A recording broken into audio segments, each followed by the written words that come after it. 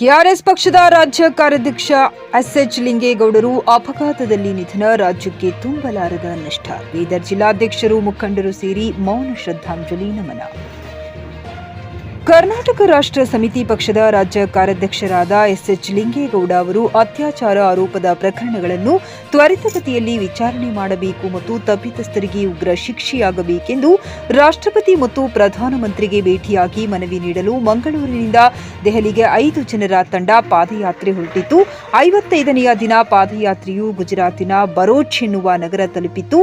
ಈ ಪಾದಯಾತ್ರೆಯಲ್ಲಿದ್ದವರಿಗೆ ನೈತಿಕ ಬೆಂಬಲ ನೀಡಲು ಕರ್ನಾಟಕ ರಾಷ್ಟ್ರ ಸಮಿತಿ ಪಕ್ಷದ ಕಾರ್ಯಾಧ್ಯಕ್ಷ ಎಸ್ಎಚ್ ಲಿಂಗೇಗೌಡರು ಸಹ ಪಾದಯಾತ್ರೆಯಲ್ಲಿ ಭಾಗವಹಿಸಿದ್ದರು. ಈ ಸಂದರ್ಭದಲ್ಲಿ ಭರೋಚ್ ನಗರದ ಬಳಿಯ ಹೆದ್ದಾರಿಯಲ್ಲಿ ಲಾರಿಯೊಂದು ರಸ್ತೆ ಪಕ್ಕದಲ್ಲಿ ನಡೆದುಕೊಂಡು ಹೋಗುತ್ತಿದ್ದ ಪಾದಯಾತ್ರಿಗಳ ಮೇಲೆ ಹರಿದು ಕೆಆರ್ಎಸ್ ಪಕ್ಷದ ಕಾರ್ಯಾಧ್ಯಕ್ಷ ಎಸ್ಎಚ್ ಲಿಂಗೇಗೌಡ ಮತ್ತು ಮಂಗಳೂರಿನ ಕುಂಜಿ ಮೂಸಾ ಮೃತಪಟ್ಟಿದ್ದಾರೆ. ಮಹಿಳೆಯೊಬ್ಬರು ಸೇರಿದಂತೆ 4 ಜನರಿಗೆ ತೀವ್ರ ಗಾಯಗಳಾಗಿವೆ. ಅವರು ಬರೋಚ್ ನಗರದ ಆಸ್ಪತ್ರೆಯಲ್ಲಿ ಚಿಕಿತ್ಸೆ ಪಡೆಯುತ್ತಿದ್ದಾರೆ. ಕೆಆರ್ಎಸ್ ಪಕ್ಷ ಆರಂಭವಾದಾಗಿನಿಂದಲೂ ಪಕ್ಷದ ಅವಿಭಾಜ್ಯ ಅಂಗ ಮತ್ತು ಅತಿದೊಡ್ಡ ಬಲವಾಗಿದ್ದ ಮತ್ತು ಕಳೆದ 6 ವರ್ಷಗಳಿಂದ ಪಕ್ಷದ ಉಪಾಧ್ಯಕ್ಷರಾಗಿ ದುಡಿದು ಇತ್ತೀಚೆಗೆ ತಾನೇ ಕಾರ್ಯಾಧ್ಯಕ್ಷರಾಗಿ ನೇಮಕವಾಗಿದ್ದ ಲಿಂಗೇಗೌಡರ ನಿಧನಕ್ಕೆ ಪಕ್ಷ ತೀವ್ರ ದುಃಖ ವ್ಯಕ್ತಪಡಿಸುತ್ತದೆ ಮತ್ತು ಮೃತರ ಕುಟುಂಬಕ್ಕೆ ಸಂತಾಪಗಳನ್ನು ಸಲ್ಲಿಸುತ್ತದೆ.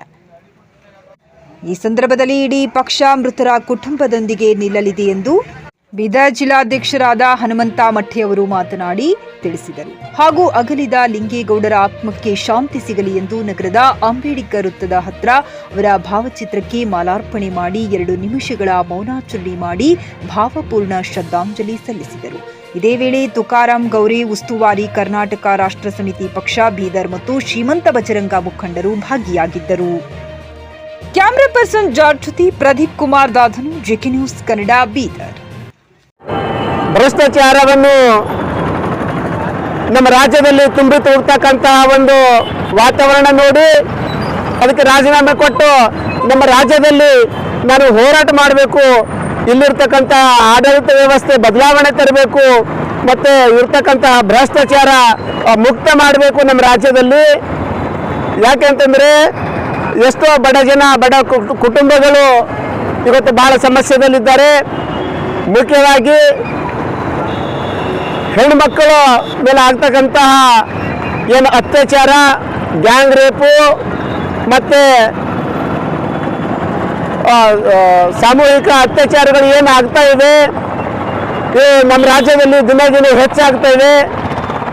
ಇದು ಕಡಿವಾಣ ಹಾಕಬೇಕು.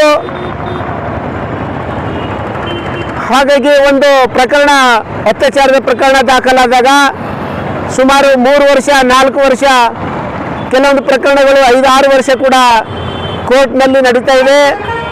ಈ ರೀತಿ ಆದರೆ ಅವ್ರೇನು ಅತ್ಯಾಚಾರಿಗಳು ಇರ್ತಾರ